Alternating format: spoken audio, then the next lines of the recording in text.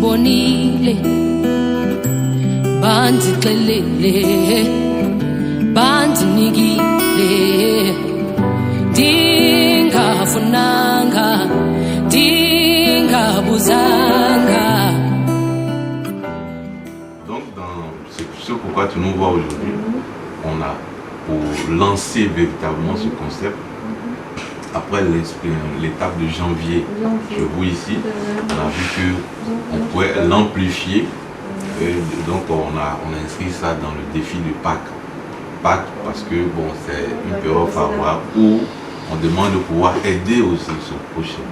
Voilà, donc on a pu faire une collecte, donc une partie des ressources qu'on va venir pour aider nos frères qui souffrent aujourd'hui à soulager leurs ordonnances. On a pu collecter ça par des âmes généreuses qui ont bien voulu adhérer au concept et puis aussi par le mécanisme qui a été mis en place, une partie des fonds proviennent. Donc, acheter pour aider à deux mécanismes, il y a les dons et par les achats. Donc, ça fait qu'on a pu avoir des ressources. Donc, on a choisi Benjerville, l'hôpital général de Benjerville, le CHU, le 13 juillet, le SMIC. On a eu un financement pour pouvoir arriver à développer une micro-entreprise, pour pouvoir soutenir le fonctionnement de l'organisation. Et les ressources qui devaient être mobilisées devaient être affectées aux activités de lutte contre le sida. Donc c'est dans ça que, dans le développement de ce programme, qu'on a vu qu'on a pu tirer cette idée ingénieuse. Donc on avait commencé à San Pedro.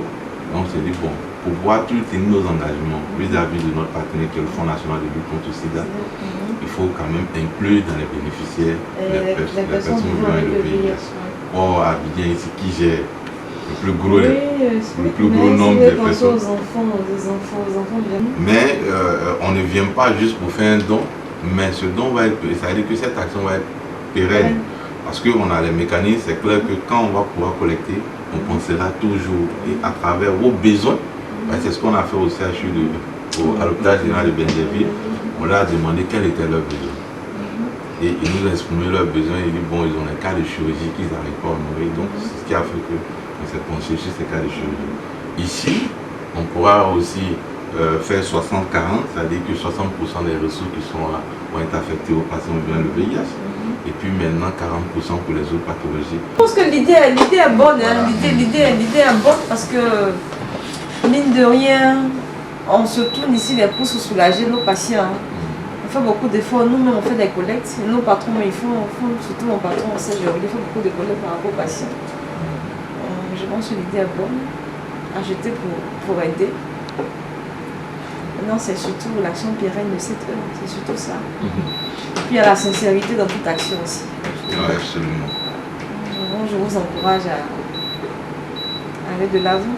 Et puis encore, comme je dis, c'est surtout les enfants. Moi, je pense aux enfants vivant avec le VIH, les orphelins vivant avec le VIH. C'est surtout ça, quand on pense aux populations VIH, je pense beaucoup plus aux enfants. Parce que beaucoup d'orphelins sont abonnés par leur tante, par leurs parents et tout ça, parce qu'ils sont orphelins de père et de mère. Il n'y a personne pour s'occuper, donc ils souffrent. Il y a une jeune fille, je suis cet enfant depuis l'âge de 8 ans, 9 ans. Là, elle a perdu son père, sa mère est décédée, donc là, il n'y a personne qui prend ses médicaments. Donc du coup, la petite est passée en deuxième ligne. Le transport vient chez les médicaments. Personne. Donc quand elle vient, elle cherche forcément me voir. Si quand je ne suis pas là, elle attend.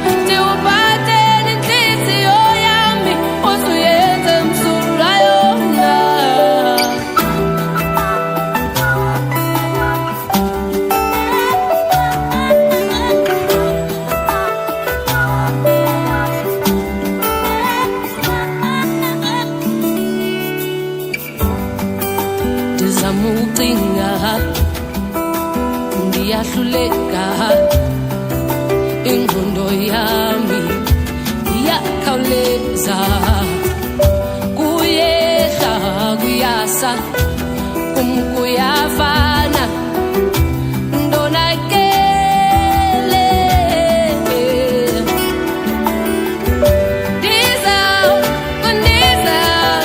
ndizawubuya ndikuphathele intliziyo yami usuyethe msulwa yona.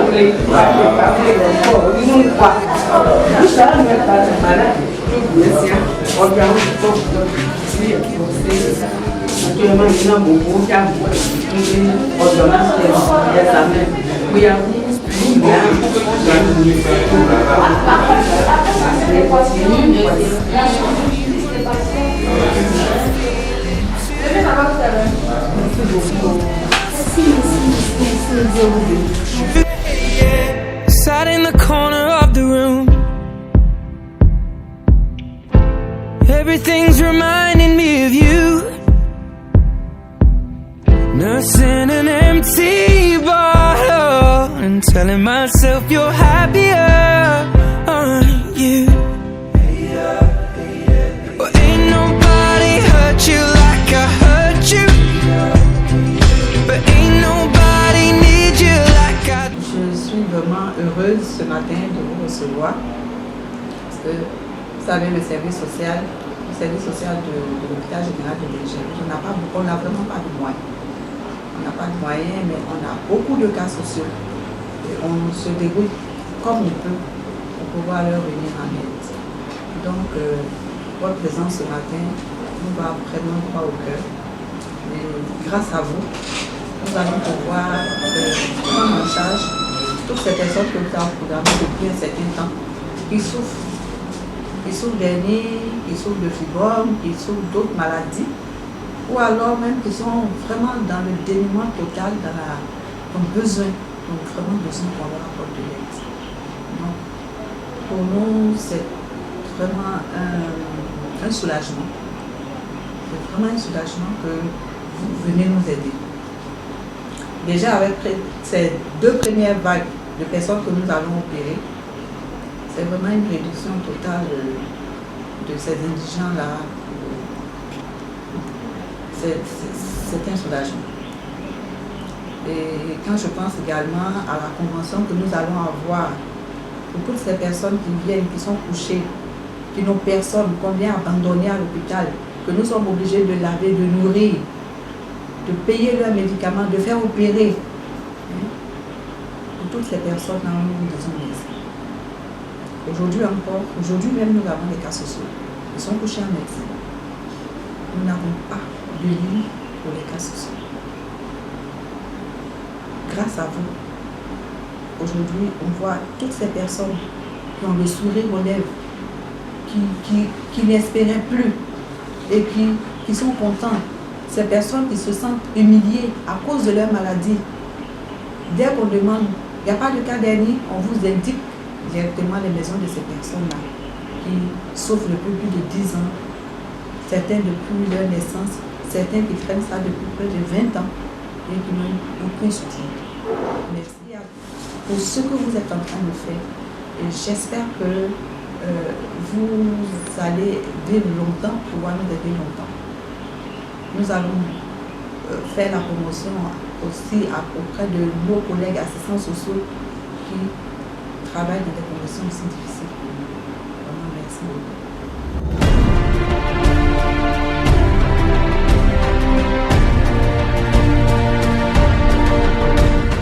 Je m'appelle Kamalaté Yamadou et je suis venu à l'hôpital. Après la consultation, on a trouvé que je souffre d'une hernie. Et pour avoir l'argent pour pouvoir opérer, c'était un problème pour moi. Et un matin, comme ça, on m'a appelé, le service social de l'hôpital m'a appelé qu'il y a une ONG qui était venue pour nous prendre en charge. Depuis l'arrivée de l'ONG Acheter pour aider, et nous ont pris en charge pour l'opération et les analyses et autres. Depuis le matin, je suis venu, on m'a donné le ticket gratuit. J'ai fait toutes les analyses gratuitement. Maintenant, j'attends l'opération. Je pense que l'ONG, vraiment, c'est la main de Dieu. Elle doit être soutenue énormément. Vous voyez, ses actions sont concrètes et créatives. Draman Aboulaye Koulibaly. Ma maladie a commencé à 2008. Jusqu'à ici, là, il ne peut pas faire un travail dur pour qu'il puisse me soigner. Mais Dieu merci. Grâce à ONG, il nous a appelés.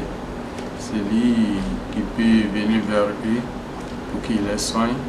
C'est ce qu'on appelle le courage pour venir. Et grâce à ONG, Acheter pour aider, je suis venu faire l'examen. On ne m'a pas pris de l'argent. Tout était gratuit pour me opérer. Je suis content de eux.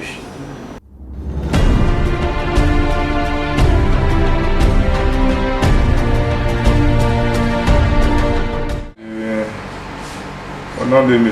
Alain Assénior Jean-Timon, fils et cadre de Mengerville, je voulais dire vraiment mes encouragements à l'ONG Kotangui pour l'action qu'elle mène auprès de nos parents et des familles de mineurs.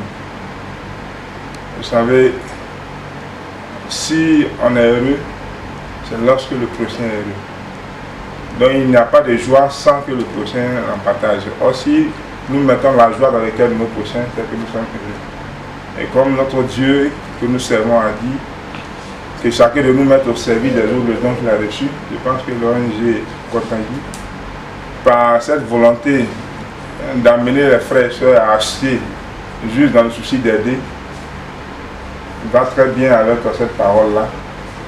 De ce que, ayant la capacité intellectuelle, la sagesse, n'ayant pas tous les moyens qu'il faut, ont besoin du soutien de ceux qui ont les moyens pour pouvoir aider, notamment ceux qui n'ont pas matériellement ces moyens-là pour se prendre en charge. Et je veux bénir le nom du Seigneur pour cette ONG, que Dieu qui est miséricordieux encourage, fortifie les membres et qu'il y ait plus de personnes à adhérer, à soutenir, parce que ça ne sert à rien de dire que je suis prospère alors que le parent, le voisin qui est à côté est malheureux. Et comme un homme le dit, les 5 doigts de la main ne tapent pas les mêmes choses, mais si les 5 doigts sont réunis, ça constitue une force. Et c'est dans ce sens que je lance cet appel aux frères, aux sœurs, aux bonnes volontés qui peuvent encore porter leur soutien à nos parents, à nos sœurs, à nos frères qui sont vraiment dans le besoin. Que Dieu bénisse l'ONG Kotangui et aussi bénisse tout le monde. Je vous remercie.